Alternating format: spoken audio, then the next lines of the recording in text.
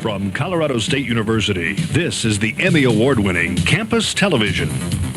Owned and operated by the Colorado State Student Body, Campus Television, covering the news, sports, arts, and entertainment of campus. Tonight on CTV, how possible changes to Old Town Fort Collins parking are starting conversation among local businesses. Then, we take a look at the new digital signs popping up across CSU's campus. Finally, a look at a student-led protest on CSU's campus where organizers voice concerns about safety and identity.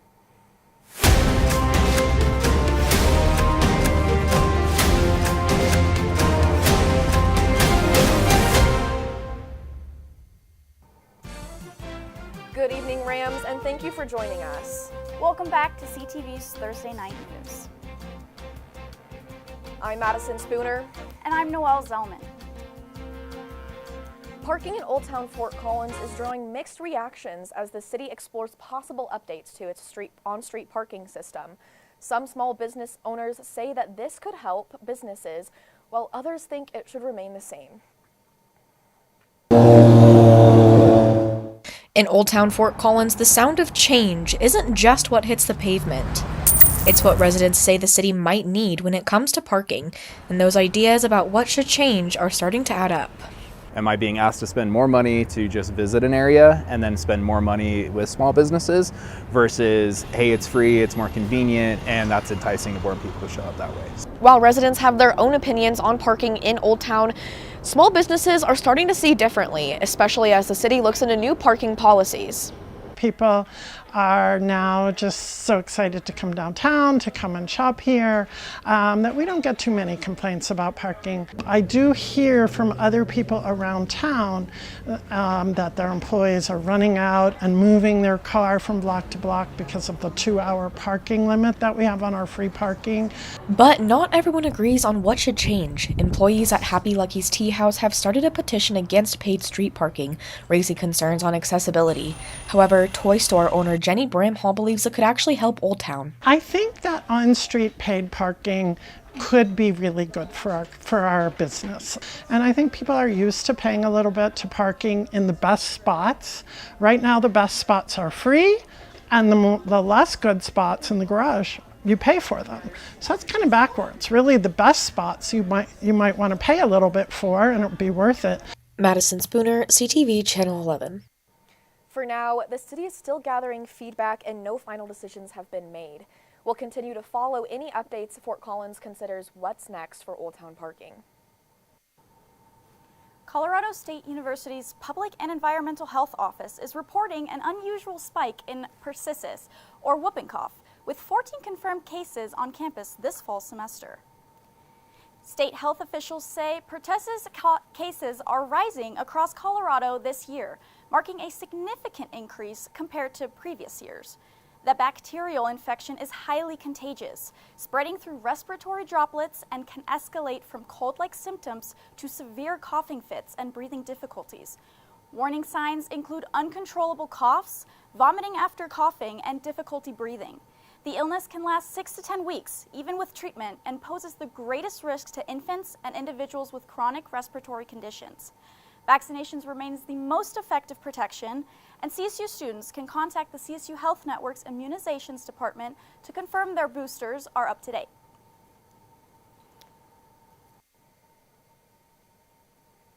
The university will continue to provide information and resources related to immunizations and campus health. New digital signs are appearing across CSU's campuses, displaying everything from event reminders to important student resources. The university hopes to improve communication and make information easier to see. But not everyone is on board. Students and Fort Collins residents say the signs feel unnecessary or out of place. The installation falls under CSU's authority as a state-owned institution, which allows the university to make decisions about campus communication and infrastructure without following any city signage regulations. Colorado State University students are speaking out against what they say is continued silence enforcement of rules from a 2025 free speech resolution, even though it was officially rescinded in October. Monday night, administration sent a letter to the ASCSU Senate, which President Ja'Kai Nunley read aloud during the meeting, addressing free expression and shared governance on campus. Our shared goal will be to strengthen the free speech and peaceful assembly policy to ensure that it upholds the First Amendment, protects academic freedom, reflects our commitment to shared governance, and fosters a campus climate of respect, inclusion, and intellectual vitality. Students say they're still seeing rules from the 2025 resolution silently enforced, like restricted chalking, and they're frustrated that the administration didn't follow the correct policy change process. Yesterday, students gathered at the LSC Plaza to voice their concerns and demand transparency.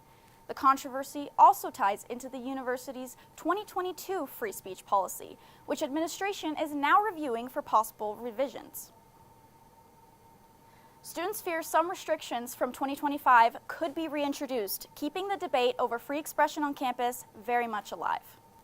Now don't go anywhere, Rams. Your weekly weather forecast with Aubrey Francis is coming up right after this break. Touchdown! Oh, did you see that? Whoa, we scored? Yeah, we scored going to the playoffs. I can't believe I missed that. Every time I'm buzzed, I spend too much time on my phone. What? I should take your phone away. No, I'll call for a ride. Hey, why does my face look like that? I'm playing with these new face filters. Okay, you know what? Yep, that's mine. I'm gonna need that back. No. Kevin!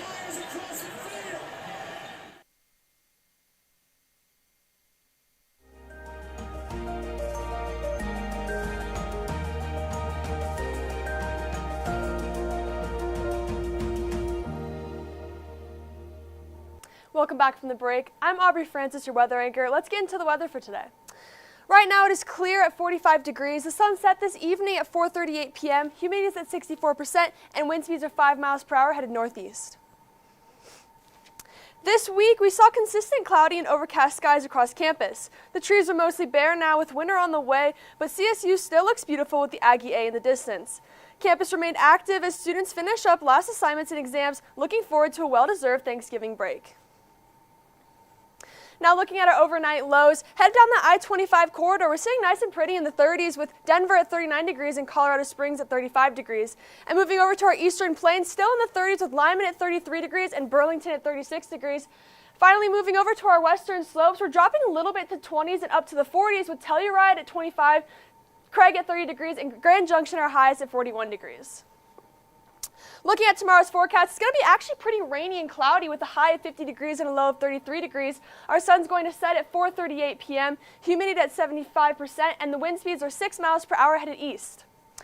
Now looking at our 5-day forecast, unfortunately, we're not going to see any snow this week as we haven't all semester, but it's going to be pretty sunny and cloudy throughout the week with our highest at 60 degrees on Saturday and our lowest at 22 degrees on Tuesday.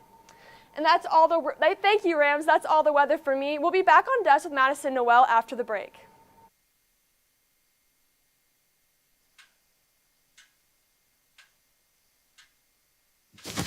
Awkward. I'm the awkward silence. You try to avoid me, then there I am again. But an awkward silence can be a great thing. Like Kelly here is about to demonstrate. You haven't really been yourself lately. Are you okay? Find out how you can help a friend with their mental health at seizetheawkward.org. The Thanksgiving travel period with 184 impaired driving deaths reported so far this year. State Patrol says 1 in 3 traffic fatalities in Colorado involves an impaired driver. Starting Thursday, the Colorado Department of Transportation, Colorado State Patrol, and more than 60 local agencies will launch the Heat is On holiday DUI crackdown, bringing saturation patrols, sobriety checkpoints, and extra troopers on the roads through December 3rd. Shoshana Liu, Executive Director of the Colorado Department of Transportation, reminds drivers, if holiday festivities compromise your safety when getting behind the wheel, don't do it. Don't let an unsafe choice turn a joyous day into a tragedy. Last year, 423 drivers were arrested during the Thanksgiving enforcement period, and 23 people died in November and December due to impaired driving. College Avenue magazine has a brand new edition out to celebrate their 20th anniversary of producing magazines. To talk more about this edition is the content editor at College Ave, Greta Sturgis. Hi, I'm Greta Sturgis, the content editor for College Avenue magazine. We're a lifestyle magazine dedicated to telling stories that connect to CSU and the Fort Collins community. And today we're celebrating our 20th anniversary with a new edition. Flip to the pages to find local stories about breweries, fashion, and our magazine through the ages. You can pick up a copy around campus or read it online at collegeavmag.com.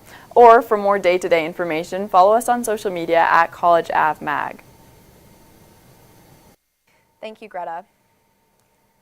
Yesterday, reporter Gigi Berg went to a protest organized by CSU student organizations. The group gathered to protest growing safety concerns on campus.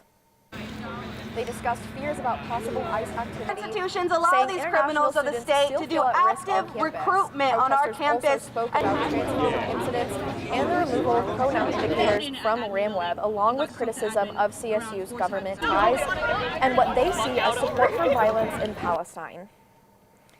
During the event, they also spoke out about campus cultural centers and how students should use them as a safe space. Now let's throw it to Karma Robbins live in Old Town Fort Collins to tell us all about the Old Town streetlights. Thanks guys, and good evening Rams. I'm Karma Robbins. I'm here at Old Town Square and the holiday lights are now up. Let's learn about the history behind these beautiful holiday lights. I mean, they've grown to be, the original footprint of the program was smaller than what it currently is today. And that's grown over the years with budget increases and through like the requests and support from the community. The initial footprint was more centered around Old Town Square and Oak Street Plaza and like the core of College Avenue. Over the years, we've made some expansions. The holiday lights show that it increases revenue for businesses downtown. I think, it has a significant impact on business downtown. It's pretty unique to the city, so people are drawn down to it. We have a great amount of support from the Downtown Development Authority and the downtown business owners, and we do see an increase in tax revenue for the city of Fort Collins as a result of the lights downtown. People love these holiday lights because it helps bring the community together. Nearly a couple decades that we've been doing this, and it's really just become, an ingrained part of our community, and it's something that people get to look forward to and, bring their children and their grandchildren down there, and it's a great way to bring community together. Only that it is my favorite time of year when they come on because it's so beautiful and so magical. I wish they stayed up all year round. I don't like that they go away after Valentine's Day. Learning about the history of these holiday lights has been great, especially coming to see them for the first time this year. These lights will be up until February. This is Karma Robbins with CTV Channel 11. Back to you guys. I absolutely love the Old Town lights. Christmas is my favorite holiday, so I'm a sucker for the big red bows, the wreaths, everything. Me too. I think it really livens everything up. I agree. But don't go anywhere. We've got more news coming up after the break. Touchdown! Oh, did you see that? Whoa, we scored? Yeah, we scored going to the playoffs. I can't believe I missed that. Every time I'm buzzed, I spend too much time on my phone. What? I should take your phone away. No, I'll call for a ride. Wait, why does my face look like that? I'm playing with these new face filters. Okay, you know what? Yep, that's mine. But I need that back. No. Kevin!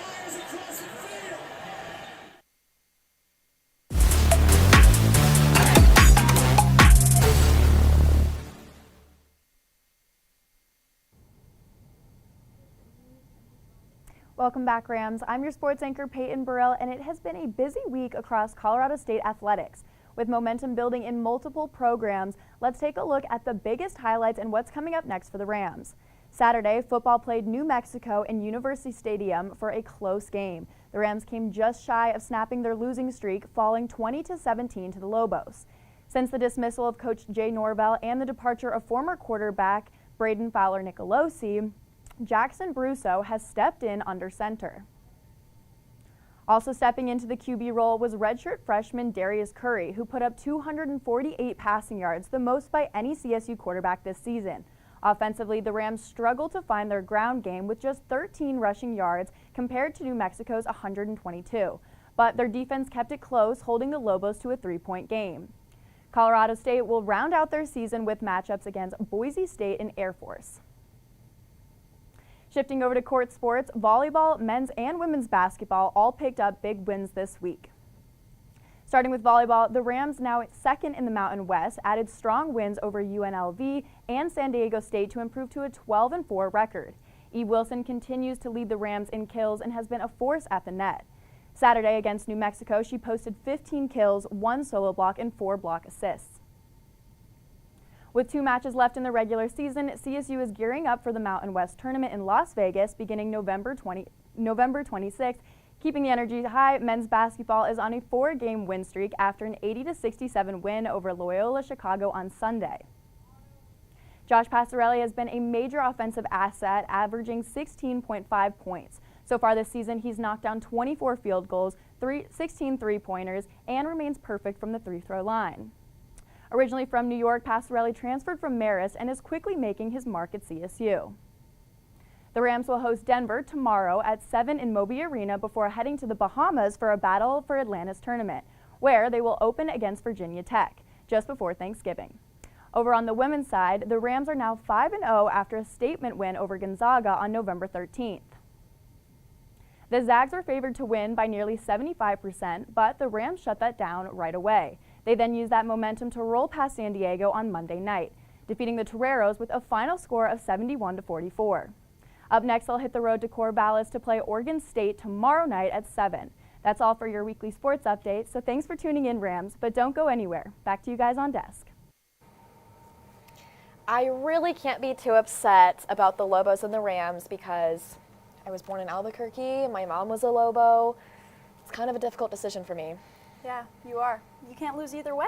I really can't, and I think that's good. I think my heart is really in the right place with that, but I look forward to watching more basketball as the season progresses. But that's all we have for you tonight, Rams. Be sure to check out our YouTube channel for more content all week. Thank you for tuning in, stay safe, and have a great weekend.